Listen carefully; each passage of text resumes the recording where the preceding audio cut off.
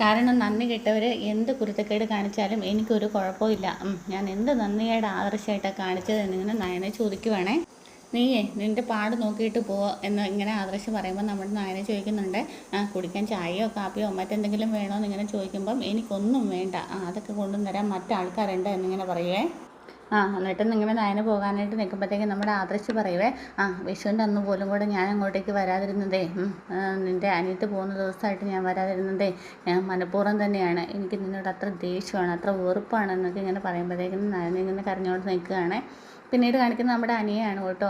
അനി ഇങ്ങനെ കിടക്കുവാണ്. കിടന്നിട്ട് ഇങ്ങനെ തലയൊക്കെ കൈയൊക്കെ വെച്ചിട്ട് തലയൊക്കെ വെച്ചിട്ടാണ് കിടക്കുന്നത്. എന്നിട്ട് ഇങ്ങനെ മനസ്സിൽ വിചാരിക്കുകയാണ്, ഞാൻ എത്ര മറക്കാൻ ശ്രമിച്ചെന്നാലും അത് നടക്കുന്നില്ല. അതിൻ്റെ 10 മടങ്ങ് ഇരട്ടിയായിട്ട് എൻ്റെ മനസ്സിലേക്ക് വീണ്ടും വീണ്ടും ഇടിച്ച് കയറുകയാണ് എന്നൊക്കെ ഇങ്ങനെ അനി ആലോചിക്കുകയാണ്. അപ്പോഴത്തേക്കും നമ്മുടെ നന്ദു ഇങ്ങനെ ഫോൺ എടുത്ത് വെച്ചിട്ട് അനിയുടെ ഫോട്ടോയിൽ നോക്കിക്കൊണ്ട് നിൽക്കുകയാണ്. എൻ്റെ വീട്ടുകാരെ പിരിഞ്ഞതിൽ എനിക്ക് ഒരുപാട് സങ്കടമുണ്ട്. 1000 മടങ്ങ് ഇരട്ടി വേദനയാണ് എനിക്ക്. എന്താ എനിക്കൊന്നും മനസ്സിലാവുന്നില്ലല്ലോ എന്നൊക്കെ പറഞ്ഞിട്ട് അനിയുടെ ഫോട്ടോ നോക്കിയിട്ട് ഇങ്ങനെ വിതുമ്പി കരയുവാണേ. പിന്നീട് നമ്മുടെ ഗോവിന്ദനെ കനക ഇങ്ങനെ സംസാരിച്ചുകൊണ്ടിരിക്കുകയാണ്. പോയ ആളുടെ ഒരു വിവരം ഇല്ലല്ലോ ഗോവിന്ദേട്ട എന്നൊക്കെ പറഞ്ഞിരിക്കുകയാണ്. അപ്പോൾ ഗോവിന്ദനും പറയുന്നുണ്ട്, ഞാനും ഇങ്ങനെ അതൊക്കെ ആലോചിച്ചുകൊണ്ടിരിക്കുകയാണ്. ഏതൊക്കെയും 2 ദിവസമോടെ കഴിഞ്ഞിട്ടല്ലേ ക്യാമ്പ് തുടങ്ങുന്നതെന്ന് അറിഞ്ഞത് എന്നൊക്കെ ഇങ്ങനെ സംസാരിച്ചുകൊണ്ടിരിക്കുകയാണ് കേട്ടോ. അപ്പോഴത്തേക്കും നമ്മുടെ നവ്യ അങ്ങോട്ടേക്ക് വരുന്നുണ്ട്. നന്ദു എങ്ങാനും വിളിച്ചായിരുന്നു മോളെയും ചോദിക്കുക. ഇല്ല അച്ഛാന്ന് പറയുവേ. എന്നിട്ട് മോളെ വിളിച്ചായിരുന്നു ചോദിക്കുക. ഇല്ല വിളിച്ചില്ലെന്ന് പറയുവേ.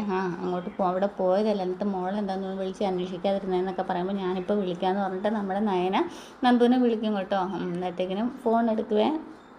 നവ്യേച്ചി എന്നോട് വിശേഷം എന്നൊക്കെ ചോദിക്കും കേട്ടോ. നീ എന്താ മോളൊന്ന് വിളിക്കാതിരുന്നെന്ന് ചോദിക്കുവേ. എനിക്ക് അവിടെ എല്ലാവരുടെയും വോയിസൊക്കെ കേൾക്കുമ്പോഴത്തേക്കിനും സങ്കടമാവും, അതുകൊണ്ടാണ് ഞാൻ വിളിക്കാതിരുന്നിട്ട് എന്നൊക്കെ ഇങ്ങനെ പറയുവേ. ഇവിടെയുള്ള 2 പേര് അതിനെ കഴിഞ്ഞും കഷ്ടത്തില്ല, ഞാൻ എന്താ അച്ഛന് കൊടുക്കുക എന്ന് പറഞ്ഞിട്ട് നമ്മുടെ നവ്യ ഗോവിന്ദച്ചന് ഫോൺ കൊടുക്കുവേ.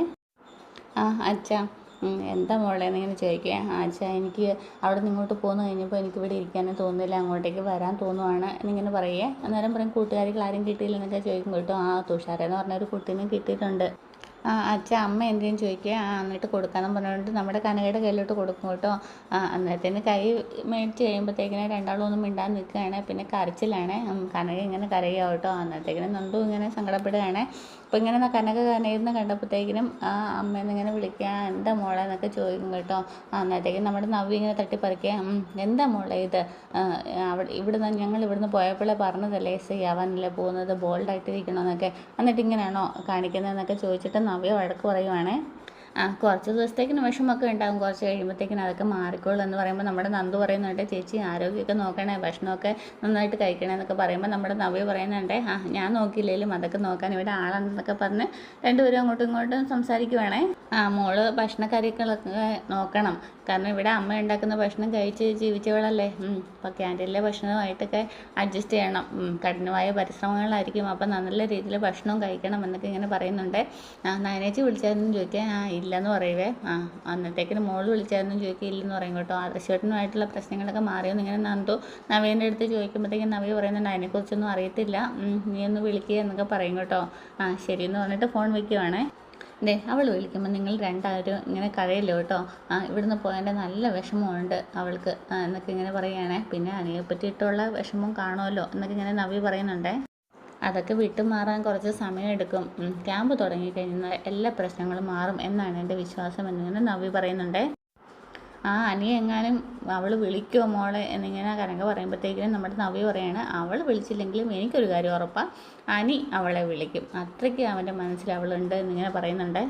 പിന്നീട് കാണിക്കുന്നത് നമ്മുടെ അഭി ഇങ്ങനെ പ്രശ്നത്തിൽ കിടക്കുകയാണല്ലോ. അന്നത്തേക്ക് നമ്മുടെ അഭിയും അതുപോലെ തന്നെ നമ്മുടെ മാനേജരും സ്വർണ്ണത്തിൻ്റെ കള്ളക്കടത്തുമായിട്ട് ബന്ധപ്പെട്ട് കുരുത്തക്കേട് കാണിച്ച് മാനേജറുമായിട്ടൊക്കെ വെളി വന്ന് സംസാരിക്കുകയാണ്. എൻ്റെ സാറേ, ഞാൻ ഇതുവരെ തെറ്റൊന്നും ചെയ്തിട്ടില്ല, ഞാൻ നേരത്തെയൊക്കെ തെറ്റ് ചെയ്തിട്ടില്ലെങ്കിലും അവിടെ പല സമയത്തും നമ്മുടെ കള്ളക്കടത്തൊക്കെ ആയിട്ട് ഇങ്ങനെ മോഷണമൊക്കെ പോയിട്ടുണ്ട് സ്വർണ്ണം മൂർത്തി ജ്വല്ലറിയിൽ.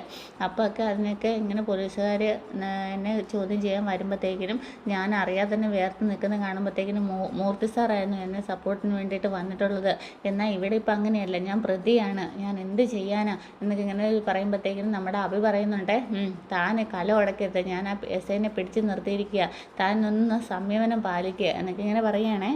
ഇനി പേടിയൊക്കെ മൂത്തിട്ട് താൻ പോയി സത്യങ്ങളെല്ലാം കൂടെ ആദർശേട്ടനോട് പറഞ്ഞു കൊടുത്തേക്കരുത്. ഇത് പോയി പറയാൻ പറ്റുന്ന കാര്യമാണോ സാറേ എന്നൊക്കെ ഇങ്ങനെ പുള്ളിക്കാരനും ചോദിക്കുന്നുണ്ട്. അന്നത്തേക്കിന് അഭി പറയുന്നുണ്ട്, താനിപ്പോൾ പേടിച്ച് വിറച്ച് നിൽക്കുകയാണ്, താൻ അവരോടെങ്ങാനും പോയി കാര്യം പറഞ്ഞു കഴിഞ്ഞാൽ എനിക്ക് പറയാൻ പറ്റത്തില്ല എന്നൊക്കെ ഇങ്ങനെ പറയുന്നുണ്ട് കേട്ടോ. അത് തന്നെയല്ല, പൈസ മേടിച്ചപ്പോഴത്തേക്കിന് ഈ വിറവലൊന്നും ഇല്ലായിരുന്നല്ലോ എന്നും പറയുന്നുണ്ട്. പണത്തിന് ആവശ്യം വന്നതുകൊണ്ടാണ് ഇങ്ങനെയൊക്കെ ചെയ്തത് എന്നൊക്കെ ഇങ്ങനെ പറയുന്നുണ്ട്. മൂർത്തീസ് ജ്വല്ലറിയിൽ ഇങ്ങനെ ഇടയ്ക്കിടയ്ക്ക് പോലീസ് ഇറങ്ങുന്നത് തന്നെ മുത്തശ്ശൻ പറഞ്ഞുകൊണ്ടാണ്. മുത്തശ്ശൻ തീർത്ത് അങ്ങനെ ഒരു ക്രമക്കേട് അവിടെ ഉണ്ടാകത്തില്ലെന്ന് തറപ്പിച്ച് പറഞ്ഞതാണെങ്കിൽ പോലീസ് കയറി ഇറങ്ങത്തില്ലായിരുന്നു എന്നൊക്കെ പറയുന്നുണ്ട്. അന്നത്തേക്ക് നമ്മുടെ പുള്ളിക്കാരൻ പറയുകയാണ്, എങ്ങനെയെങ്കിലും ഉള്ളത് കൊണ്ട് ജീവിച്ചാൽ മതിയായിരുന്നു, ഇതിപ്പോൾ ഭയങ്കര ടെൻഷനായി എന്നൊക്കെ പറയുന്നുണ്ട്. അതിനെക്കഴിഞ്ഞൊക്കെ കഷ്ടം ആദർശവാന്മാരായത് കൂടുതൽ ആൾക്കാർ എൻ്റെ ഉണ്ടെന്നുള്ളത് തന്നെയാണ്. ആദർശ് പോട്ടെ, അതിനെക്കഴിഞ്ഞും വലിയ ആളാണ് മുത്തശ്ശൻ. ആദർശം കാണിച്ചുകൊണ്ട് നീട്ടിപ്പിടിച്ചുകൊണ്ട് നിൽക്കുകയാണ്. അതിനൊക്കെ ഞാനൊരു വഴി കണ്ടിട്ടുണ്ട് എന്നിങ്ങനെ അഭി പറയുകയാണ്. പിന്നീട് കാണിക്കുന്ന നമ്മുടെ ആദർശിനെയാണ്. പോലീസ് ഉദ്യോഗസ്ഥൻ വന്നിരിക്കുകയാണ് കേട്ടോ. ഞാനിങ്ങനെ ഇടയ്ക്കിടയ്ക്ക് വരേണ്ടതിൽ എനിക്ക് ബുദ്ധിമുട്ടുണ്ട്, പക്ഷേ വരാതിരിക്കാൻ പറ്റത്തില്ല, മുകളിൽ നിന്ന് നല്ല പ്രഷറുണ്ട്. അപ്പം ഇങ്ങനെ പറയുന്നുണ്ട് കേട്ടോ, സാറ് ചോദിച്ചോളൂ എന്ന് പറയുന്നുണ്ട് കേട്ടോ. ഇവിടെയുള്ള സ്റ്റാഫിനെയൊക്കെ വിശ്വസിക്കാനായിട്ട് പറ്റുമോ എന്നൊക്കെ ഇങ്ങനെ ചോദിക്കുമ്പോഴത്തേക്കിനും നമ്മുടെ ആദർശ് സത്യസന്ധമായിട്ട് തന്നെ പറയുകയാണ്, ഇവിടെ എല്ലാവരും പഴയ ആൾക്കാരാണ്, ഇവരെയൊക്കെ 100% വിശ്വസിക്കാവുന്ന ആൾക്കാരാണെന്നൊക്കെ ഇങ്ങനെ ആദർശ് പറയുമ്പോൾ നമ്മുടെ പോലീസ് ഉദ്യോഗസ്ഥൻ ചോദിക്കുന്നുണ്ട്, അങ്ങനെയെങ്കിൽ ഇവിടെ നേരത്തെ എന്തെങ്കിലും ഇങ്ങനെ തിരിമറി നടത്തിയതിൻ്റെ പേരിൽ ഏതെങ്കിലും സ്റ്റാഫിനെ വെളിയിലാക്കുകയോ എന്തെങ്കിലും ചെയ്തിട്ടുണ്ടോ എന്ന് ഇങ്ങനെ ചോദിക്കുവാണേ. അപ്പോഴത്തേക്കും നമ്മുടെ അഭി അങ്ങോട്ടേക്ക് വന്നിട്ട് വലിഞ്ഞൊക്കെ നോക്കുന്നുണ്ട്. നേരത്തെ ഒരു മോഷണം ഉണ്ടായപ്പോൾ നിന്ന് സെക്യൂരിറ്റിക്കാരനെ പറഞ്ഞു വിട്ടിരുന്നു, അയാളുടെ അനാസ്ഥ കൊണ്ടാണല്ലോ ഉണ്ടായത്. മൂർത്തി സാറിൻ്റെ ബിസിനസ് സ്ഥാപനം ആയതുകൊണ്ടാണ് ഞങ്ങളിങ്ങനെ സ്റ്റാഫുകളെ എല്ലാം ക്വസ്റ്റ്യൻ ചെയ്യാതിരിക്കുന്നത് എന്നൊക്കെ ഇങ്ങനെ പറയുമ്പോൾ നമ്മുടെ ആദർശ് പറയുന്നുണ്ട്, മുത്തശ്ശൻ തന്നെ പറഞ്ഞിട്ടുണ്ട്, എല്ലാ സ്റ്റാഫിനെയും വേണ്ട വിധത്തിൽ തന്നെ ചോദ്യം ചെയ്തോളാം പറഞ്ഞിട്ടുണ്ട് എന്നിങ്ങനെ ആദർശ് പോലീസിനോട് പറയുവാണ്. അതുതന്നെയാണ് ഞാനും പറയുന്നത്, MD എന്ന നിലയ്ക്ക് ഇതുപോലൊരു വലിയ ഒരു തിരിമറി നടത്തിയിട്ടുണ്ടെങ്കിൽ അത് ആരാണെങ്കിലും കണ്ടുപിടിക്കണം എന്ന് തന്നെ ആദർശം പറയുവാണ്. അപ്പോഴത്തേക്കും നമ്മുടെ അഭി ഇങ്ങനെ ടെൻഷൻ അടിക്കുന്നുണ്ടോ കേട്ടോ. അതുകൊണ്ട് തന്നെയാണ് മുത്തച്ഛൻ ഏറ്റവും മേലെ വിളിച്ച് പറഞ്ഞത്, കുഴപ്പമില്ല സാർ, അതിനുള്ള തീരുമാനങ്ങൾ ഞങ്ങൾ എങ്ങനെയാണെന്ന് വെച്ചാൽ നോക്കിക്കോളാം എന്നൊക്കെ ഇങ്ങനെ പോലീസും പറഞ്ഞിട്ട് എണീച്ച് പോവുകയാണേ. പിന്നീട് നമ്മുടെ അഭി ഇങ്ങനെ പോലീസുകാരനെ കാണാൻ വരുവാണ്. പോലീസുകാരൻ ഇങ്ങനെ ട്രാഫിക്കിൽ ഇങ്ങനെ നിൽക്കുക കേട്ടോ, ജോലിയൊക്കെ എടുത്തുകൊണ്ട്. അപ്പോഴാണ് നമ്മുടെ അഭി ഇങ്ങനെ വണ്ടി കൊണ്ട് സൈഡിലാക്കിയിട്ട് പോലീസുകാരൻ്റെ അടുത്തേക്ക് ഇറങ്ങി ചെല്ലുവാണ്. സാറേ, ഞാനാണ് അഭി എന്ന് പറയുക. നേരത്തെ പറഞ്ഞ ആളെന്നോട് പറഞ്ഞിരുന്നു, ആളെ കണ്ടിട്ടില്ലായിരുന്നു എന്നൊക്കെ ഇങ്ങനെ പറയും കേട്ടോ. സാറേ, എങ്ങനെയെങ്കിലും ഒന്ന് വഴിതിരിച്ച് വിടാൻ പറ്റുമോ എന്നൊക്കെ ഇങ്ങനെ ചോദിക്കുവാണ്. തൻ്റെ മുത്തശ്ശൻ ഏറ്റവും മേലത്തെ കമ്പനിയിലാണ് പിടിച്ചിരിക്കുന്നത്, കേന്ദ്ര ഗവൺമെൻറ് ഇതിലൊക്കെയാണ് പിടിച്ചിരിക്കുന്നത്, പിന്നെ ഞങ്ങൾ എന്ത് ചെയ്യാനാണെന്ന് ചോദിക്കുവേ. അപ്പോഴത്തേക്കും എന്താണെങ്കിലും ഞങ്ങൾക്ക് ഈ കേസ് ക്ലോസ് ചെയ്തല്ലേ പറ്റുള്ളൂ എന്നൊക്കെ പറയുമ്പോഴത്തേക്കും നമ്മുടെ അഭി പറയുന്നുണ്ട്, ഇത്തിരി നീട്ടിക്കൊണ്ട് പോകാൻ പറ്റത്തില്ല എന്നിങ്ങനെ ചോദിക്കും കേട്ടോ. നീട്ടിക്കൊണ്ടൊക്കെ പോകുന്നതിന് വേണ്ടിയിട്ടുള്ള കാര്യങ്ങളൊക്കെ ചെയ്തോ എന്നൊക്കെ ചെയ്യാമെന്നൊക്കെ ഇങ്ങനെ പറയുവാണെങ്കിലും അതൊക്കെ വലിയ പ്രശ്നമാണ് എന്നൊക്കെ ഇങ്ങനെ പറയുകയാണ്. സാർ എത്ര ചോദിച്ചെന്നാലും സാറിൻ്റെ അക്കൗണ്ടിലേക്ക് ഞാൻ അയച്ചു തരാം എന്നൊക്കെ ഇങ്ങനെ പറയുന്നുണ്ട് അഭി. എടോ, താൻ മൂർത്തീസ് ജ്വല്ലറിയുടെ മെയിൻ ആൾക്കാരല്ല, എന്നിട്ട് പിന്നെ താൻ ഇങ്ങനെ ഒരു തിരിമറിയൊക്കെ നടത്തണമായിരുന്നു എന്നൊക്കെ ഇങ്ങനെ ചോദിക്കുമ്പോൾ അഭി പറയുകയാണ്, ഞാൻ അടുത്ത വെറും ഒരു ശമ്പളക്കാരൻ മാത്രമാണ് എന്നിങ്ങനെ പറയും കേട്ടോ. അങ്ങനെയാണെങ്കിൽ അതുകൊണ്ടാണ് എനിക്ക് ഇങ്ങനെയൊക്കെ ചെയ്യേണ്ടി വരുന്നതെന്നൊക്കെ പറയുന്നുണ്ട്. എന്താണെങ്കിലും നോക്കാം. അപ്പോഴത്തേക്കും നമ്മുടെ പോലീസുകാരൻ പറയുക, ഞാൻ ഇപ്പോൾ തന്നെ 2 ട്രാൻസ്ഫർ കഴിഞ്ഞിട്ട് നിൽക്കുകയാണ്, താനത് സസ്പെൻഷനിലേക്ക് കൊണ്ടുപോയി എത്തിക്കില്ലെന്നൊക്കെ പറയുന്നുണ്ട് കേട്ടോ. താൻ എങ്ങനെയും തൻ്റെ മുത്തച്ഛനോട് കാര്യം പറഞ്ഞിട്ട് അത് നേർവഴിക്ക് നടത്തി കഴിഞ്ഞാൽ ഈ കാര്യങ്ങളൊക്കെ സോൾവ് ചെയ്ത് പോകാനുള്ളതേ ഉള്ളൂ എന്നൊക്കെ ഇങ്ങനെ പോലീസുകാരൻ പറയുവാണേ. താൻ ചെല്ല്, നമുക്ക് നോക്കാമെന്ന് ഇങ്ങനെ പറയേ.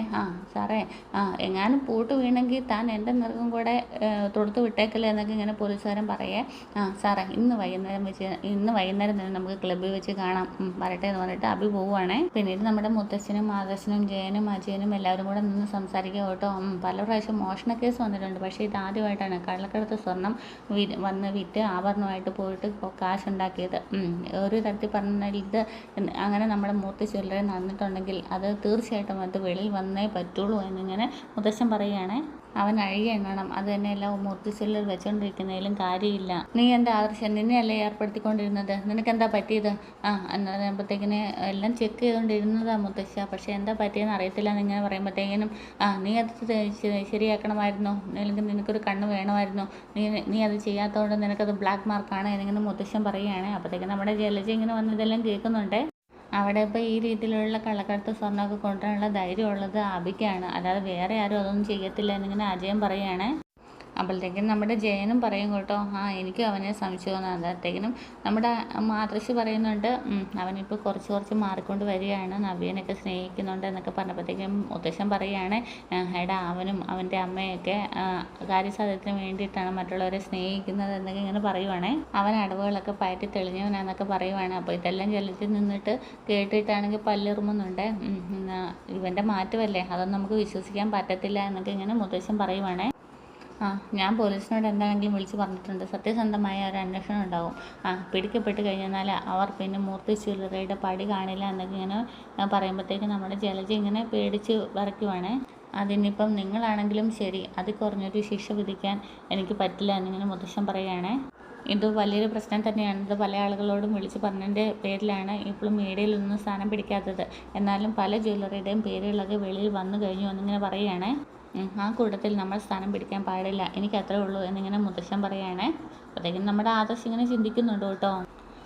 എടാ നീ മൂർത്തി ജ്വല്ലറിൽ എന്തെങ്കിലും തിരിമറി നടത്തിയോ എന്നിങ്ങനെ ജലജ വന്നിട്ട് ചോദിക്കുവാണേ. ഞാനങ്ങനെ തിരിമറി ഉണ്ടായ കാര്യം ഞാൻ അമ്മയോട് പറഞ്ഞിട്ടുണ്ടായിരുന്നല്ലോ എന്നിങ്ങനെ പറയും കേട്ടോ. ഇപ്പം അങ്ങനെ എന്തെങ്കിലും ഉള്ള കാര്യം മുത്തശ്ശൻ അമ്മയോട് പറഞ്ഞത് പറയുവേ. മുത്തശ്ശൻ അങ്ങനെ പറഞ്ഞിട്ടില്ല, പക്ഷേ എനിക്കൊരു സംശയം, നീ അങ്ങനെ എന്തെങ്കിലും ചെയ്തോ എന്ന്. അങ്ങനെ എന്തെങ്കിലും ഉണ്ടായിട്ടുണ്ടെങ്കിൽ നീ മൂർത്തി ജ്വല്ലറി ഉണ്ടാവില്ല, ഈ വീട്ടിലും ഉണ്ടാവില്ല എന്ന് പറയുകയാണ്. അതിപ്പം മുത്തശ്ശൻ പറഞ്ഞു കഴിഞ്ഞു എന്നിങ്ങനെ പറയുക. അന്നേരത്തേക്കും നമ്മുടെ അഭി പറയും കേട്ടോ, ചെറിയൊരു അബദ്ധം പറ്റി അമ്മ എന്നിങ്ങനെ പറയുക. അന്നേരത്തേക്കും ചിലത് എന്ന് പറയും കേട്ടോ, ചെറിയൊരു ശമ്പളത്തിൽ ഒതുങ്ങി കൂടുമല്ലേ, എനിക്ക് അത്രയും ശമ്പളം കൊണ്ടൊന്നും മതിയാവത്തില്ല അമ്മ, ഞാൻ എസ് ഐ ആയിട്ട് സംസാരിച്ചിട്ടുണ്ട്, അത് തീർപ്പുണ്ടാക്കാന്നൊക്കെ പറയുന്നതെന്നൊക്കെ പറയുമ്പോഴത്തേക്കിന് എന്തോന്ന് എസ് ഐ, മുത്തശ്ശനും മന്ത്രിമാരും ഒക്കെ ആയിട്ടാണ് അടുപ്പമുള്ളത്, അവരെ അങ്ങോട്ട് പോയി കാണുന്നില്ലെന്നേ ഉള്ളൂ, മുത്തശ്ശൻ പറഞ്ഞാൽ അവർ ഇങ്ങോട്ട് വരും എന്നൊക്കെ ഇങ്ങനെ ജലിച്ച് പറയുകയാണേ. എന്ന് വെച്ചാൽ ഇലക്ഷൻ സമയത്ത് കുറച്ചൊന്നും അല്ലല്ലോ കൊടുക്കുന്നത്, വാരിക്കോരിയിട്ടല്ലേ കൊടുക്കുന്നത് എന്നൊക്കെ ഇങ്ങനെ പറയുവേ.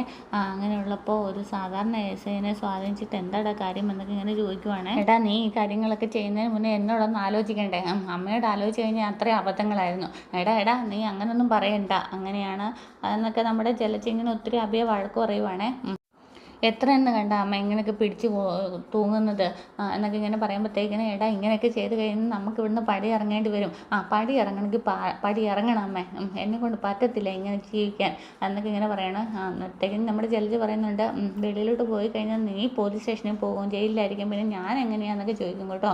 അന്നത്തേക്കിനും ഞാനല്ലേ ജയിലിൽ പോകുള്ളൂ, അമ്മയ്ക്ക് ഇവിടെ സുഖമായിട്ട് കഴിയാലോ എന്നൊക്കെ ഇങ്ങനെ പറയുവാണ്. എടാ നമ്മുടെ ജോലി നേരത്തെ മോഷണം നടന്നിട്ടുണ്ട്, പക്ഷേ നമ്മുടെ ഒരു കമ്പനിയിലെ ഒരു സ്റ്റാഫ് പോലും കള്ളത്തരം കാണിച്ചിട്ടില്ല, അത് നിനക്കും അറിയാവുന്നതല്ലേ, പിന്നെ നീ എന്തിനാണ് ഇങ്ങനത്തെ പരിപാടിയൊക്കെ കാണിക്കാൻ നിന്നത് എന്ന് പറഞ്ഞിട്ട് നമ്മുടെ ജലജ അഭിനെ നന്നായിട്ട് വഴക്ക് പറയുകയാണേ. അമ്മ ഇതിനെ സംസാരിച്ച് കുളമാക്കേണ്ടത് ഞാൻ തന്നെ പരിഹരിച്ചോളാം എന്നിങ്ങനെ അഭി പറയുകയാണേ. എടാ നീ എന്താ ചെയ്തത് എന്നിങ്ങനെ ചോദിക്കുക. കള്ളക്കടത്ത് സ്വർണ്ണം കുറേ എൻ്റെ കൈ വന്നു, അത് ഞാൻ ഉരുട്ടി വിഴുങ്ങി, ഇപ്പം മനസ്സിലായില്ലേ എന്നൊക്കെ ഇങ്ങനെ അഭിയും പറയുകയാണേ. നീ എന്താ ഇങ്ങനെയൊക്കെ സംസാരിക്കുന്നതെന്ന് ഇങ്ങനെ ചോദിക്കുക. നിർത്താൻ പറഞ്ഞില്ല അമ്മയോട്, പിന്നെ എന്തിനാ എന്നോട് ഇങ്ങനെ ഓരോന്നോരോന്നും ചോദിക്കുന്നത്. ഒരു കാരണവരുണ്ട് ഇവിടെ, ഒരു രാജഭരണമൊക്കെ കഴിഞ്ഞു, എന്നിട്ടും രാജാവിനെ പോലെയാണ്, പറഞ്ഞിട്ടൊരു കാര്യമില്ലെന്നൊക്കെ പറഞ്ഞിട്ട് നമ്മുടെ അഭി അങ്ങോട്ടേക്ക് പോവുകയാണേ. അപ്പോഴത്തേക്കും നമ്മുടെ മുത്തശ്ശൻ പറഞ്ഞത് ഇങ്ങനെ ജലജ കേൾക്കുവാണ്. ഇങ്ങനെ ഒന്നുകൂടെ ഓർക്കുവാണ് കേട്ടോ. എന്താണെങ്കിലും സത്യസന്ധമായ അന്വേഷണം നടക്കും, ഞാൻ വിളിച്ച് പറയേണ്ടവരൊക്കെ വിളിച്ച് പറഞ്ഞിട്ടുണ്ട്. എന്താണെങ്കിലും പിടിക്കപ്പെട്ട് കഴിഞ്ഞാൽ മൂർത്തി ജ്വല്ലറിയുടെ പടി കാണില്ല എന്ന് പറയുന്നത് ജലജ വീണ്ടും ഇങ്ങനെ ഓർത്തുകൊണ്ട് നിൽക്കുന്നിടത്താണ് ഇന്നത്തെ എപ്പിസോഡ് പൂർണ്ണമാകുന്നത്. അപ്പോൾ ചാനൽ ഇഷ്ടമായെങ്കിൽ സബ്സ്ക്രൈബ് ചെയ്യാനും ഷെയർ ചെയ്യാനും മറക്കരുത്. Okay, thank